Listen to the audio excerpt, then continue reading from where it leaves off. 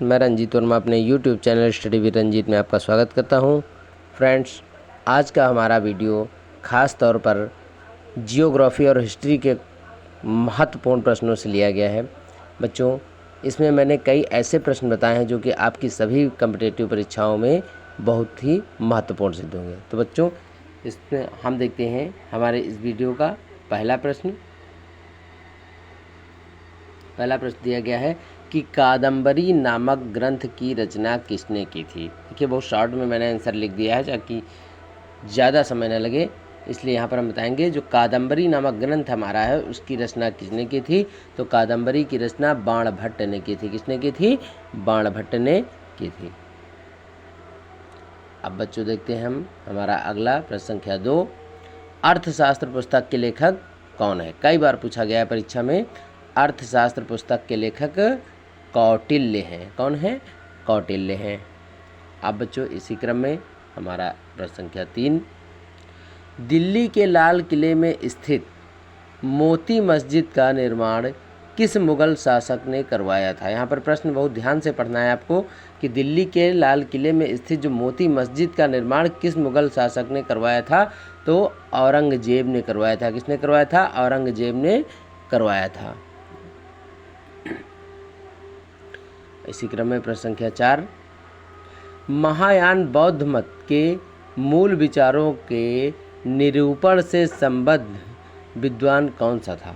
तो जो महायान कह सकते हैं बौद्ध मत का मूल विचार था, उसके निरूपण से संबद्ध विद्वान कौन सा था? नागार्जुन था। बहुत ही महत्वपूर्ण प्रश्नों का चुनाव करके यह वीडियो मैंने तैयार किया है। अब बच्चों हमारा अगला प्रश्न संख्या 5। 19वीं सदी के उत्तरार्ध में भारत किसका सबसे बड़ा उत्पादक था? अर्थात किस फसल का सबसे बड़ा उत्पादक था? तो जो 19वीं सदी के उत्तरार्ध में भारत था वह कपास तथा गेहूं का सबसे बड़ा उत्पादक देश माना जाता था। अब बच्चों हम देखते हैं हमारा प्रश्न संख्या 6। रूस में बोल्शेविक क्रांति के समय शासक कौन था? जब रूस में बोल्शेविक क्रांति हुई थी तो उस समय रूस का शासक कौन था? तो जब रूस में बोल्शेविक क्रांति हुई थी बच्चों तो उस समय रूस का शासक जार निकोलस द्वितीय था और इसकी जो शासन प्रणाली है वो जारशाही के नाम से जानी जाती थी। अब इसी क्रम में बच्चों प्रश्न संख्या 7। हम्पी में विजयनगर के भग्नावशेष वर्ष 1800 ईस्वी में किसके द्वारा प्रकाश में लाए गए? तो जो हम्पी था वहाँ यानी हम्पी के विजयनगर में जो भग्नावशेष 1800 ईस्वी में प्राप्त हुए थे वे कर्नल कलिन मैकेंजी के द्वारा प्रकाश में लाए गए थे। Colonel Colin McKenzie.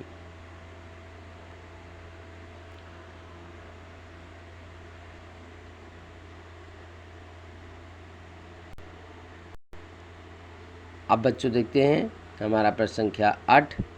दक्षिण भारत का कौन सा राज्य असहयोग आंदोलन जो कि 1921 और 22 में हुआ था उसमें कौन सा राज्य अप्रभावित रहा? तो ऐसे में जो दक्षिण भारत का हमारा तमिलनाडु राज्य था वह 1921 और 22 में असहयोग आंदोलन में अप्रभावित रहा। ठीक है, अगला प्रश्न संख्या 9। 1420 ईस्वी में विजयनगर साम्राज्य में आने वाला इटली का यात्री कौन था? तो जो 1420 ईस्वी थे इसमें विजयनगर साम्राज्य से आने वाला इटली का जो यात्री था उसे निकोलो डी कॉन्टी कहा गया था। क्या नाम था उसका? Niccolo de Conti. अब इसी क्रम में बच्चों हमारा प्रश्न संख्या 10। किस वंश ने पहली बार बीजापुर में स्वतंत्र मुस्लिम शासन की स्थापना की थी? ठीक है, प्रश्न एक बार पुनः रिपीट किए दे रहे हैं। किस वंश ने पहली बार बीजापुर में स्वतंत्र मुस्लिम शासन की स्थापना की थी? तो वो वंश था आदिल शाही वंश। आदिल शाही वंश ने ही बच्चों बीजापुर में स्वतंत्र मुस्लिम शासन की स्थापना की थी। अब इसी क्रम में हमारा जो अगला प्रश्न है प्रश्न संख्या 11 वो दिया गया है कि किसके शासनकाल में तुलसीदास ने रामचरितमानस की रचना की। देखिए कई बार ये परीक्षाओं में पूछा गया है प्रश्न, बहुत ही इजी प्रश्न है। किसके शासनकाल में तुलसीदास ने रामचरितमानस की रचना की? तो अकबर के शासनकाल में तुलसीदास ने रामचरितमानस की रचना की थी।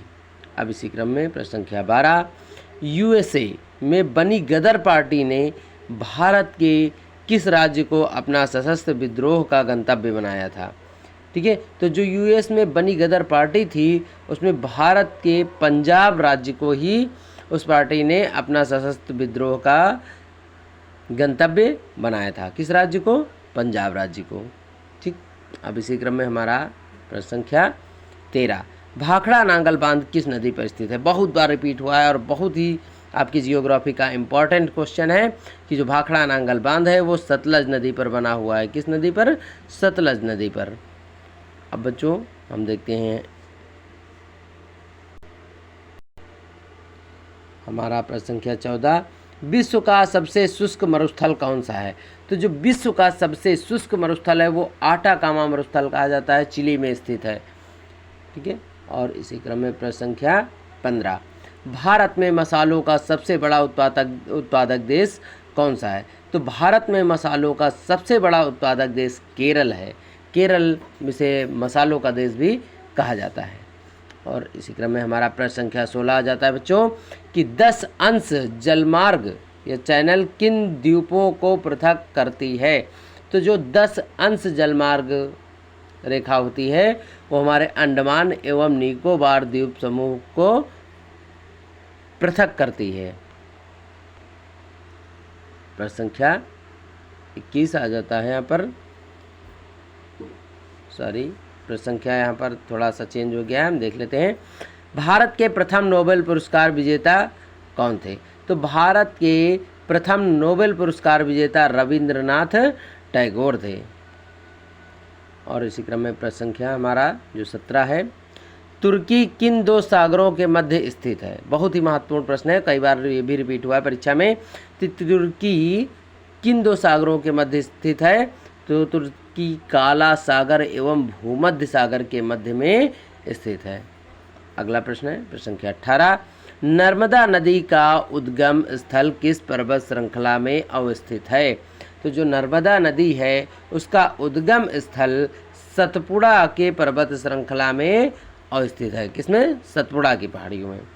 और प्रश्न संख्या 19 हमारा आ जाता है, नीदरलैंड का रोडर डैम किसके लिए प्रसिद्ध है? तो जो नीदरलैंड का रोटर डैम है वह पोत निर्माण के लिए प्रसिद्ध है। अगला प्रश्न संख्या 20, बांदीपुर तथा सिमिलीपाल राष्ट्रीय उद्यान किस राज्य में स्थित है? तो बांदीपुर कर्नाटक में स्थित है तथा सिमिलीपाल राष्ट्रीय उद्यान उड़ीसा में स्थित है। इसलिए इसको कहा जा सकता है कि बांदीपुर तथा सिमिलीपाल राष्ट्रीय उद्यान कर्नाटक एवं उड़ीसा में स्थित है।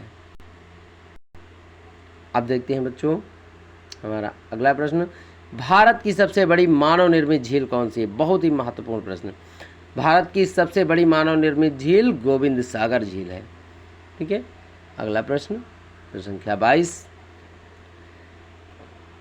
प्रसिद्ध कामाख्या मंदिर किस प्रदेश में स्थित है? जो प्रसिद्ध कामाख्या देवी मंदिर है वो असम में स्थित है। और इसी क्रम में हमारा अगला प्रश्न संख्या 23, लोहे पर जिंक चढ़ाने की प्रक्रिया को क्या कहा जाता है? बहुत ही महत्वपूर्ण प्रश्न। ठीक है, एक बार पुनः रिपीट किए दे रहे हैं, लोहे पर जिंक चढ़ाने की प्रक्रिया को क्या कहा जाता है? तो इसका सही उत्तर होगा गैल्वेलाइजेशन कहा जाता है। क्या कहा जाता है? गैल्वेलाइजेशन कहा जाता है। इससे लोहे पर जिंक चढ़ाने की प्रक्रिया कही जाती है। और प्रश्न संख्या 24, किस वर्ष भारत में भाषाई आधार पर राज्यों का पुनर्गठन किया गया था? तो भारत